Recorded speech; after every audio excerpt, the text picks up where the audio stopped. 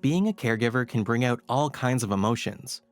One day it may be rewarding and fun, while the next it might be stressful and draining. It's a demanding job, and sometimes caregivers get so wrapped up in their duties that they start to neglect their own health and well-being.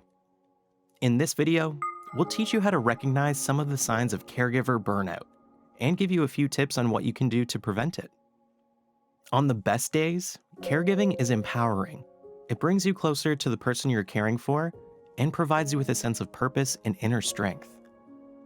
However, it's just as likely that being a caregiver will cause you to experience negative feelings. You might even feel several emotions at once: scared about the future, angry about your situation, frustrated about your limitations, and anxious about all the things you need to do. The good news is, these feelings are all perfectly normal. The important thing is to recognize when they're happening and deal with them appropriately before they lead to a bigger problem, like caregiver burnout. So how can you tell whether what you're feeling is burnout or just normal exhaustion? Here are some of the symptoms to look for. You feel a strong urge to run and hide from your responsibility. Your activity becomes scattered and frantic. You often feel angry and irritable. You have a hard time concentrating and can't read more than 3 sentences at a time without losing focus. You often lose track of important details. You sleep less than 3 hours at a time or lose more than 10 pounds. Everyone gets exhausted once in a while, but it's the intensity and frequency of these symptoms that separates a normal reaction from burnout. If any of these symptoms describe how you feel most of the time, you should seek help from your family doctor as soon as possible. The best way to prevent burnout is to deal with your emotions as they come up. If you start to feel stressed, angry, guilty, or depressed, take a moment to stop and think about why you're feeling this way. Acknowledge the source and try to move past it. Open yourself up to creating a give-and-take relationship with the person you're caring for. They may have as much to offer you as you have to offer them.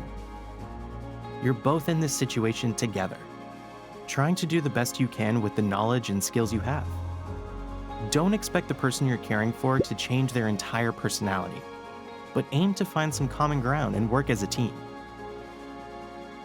If you start to feel overwhelmed, try using one of the following techniques to help calm yourself down and ground you. Take a couple of long, deep breaths, breathing in through your nose and out through your mouth. Count slowly down from 10.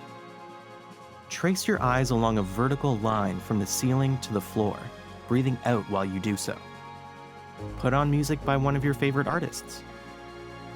Get some exercise. Any physical activity can help, whether it's stretching, playing sports, or just going for a brisk walk around the block.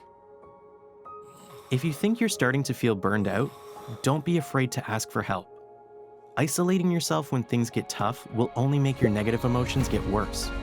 Your friends and family want to help, but they won't know you need it unless you ask. You can't expect to provide proper care for someone else if you don't also take care of yourself. Being able to recognize the signs of caregiver burnout will help you take steps to avoid it and allow you to provide the best care possible on both the good days and bad.